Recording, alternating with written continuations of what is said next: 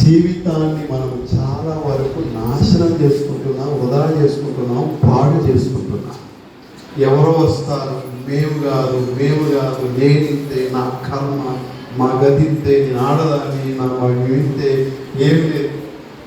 ఒక విలేజ్లో చూశాను, ఒక ఆడ మనిషిని రోజు పక్కనుంచి కొడతా ఉంటాడు. రోజు కొడుతుంటే అలవాటు పడిపోయింది తల్లులకి.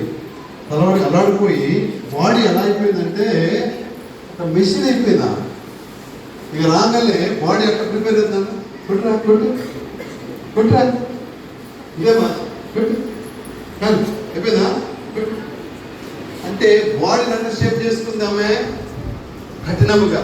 అంటే ఇన్ని దెబ్బలకైనా ఓర్చుకోవటానికి బాడీని అంట ప్రిపేర్ చేసుకుంది, మెంటల్గా ప్రిపేర్ చేసుకుంది.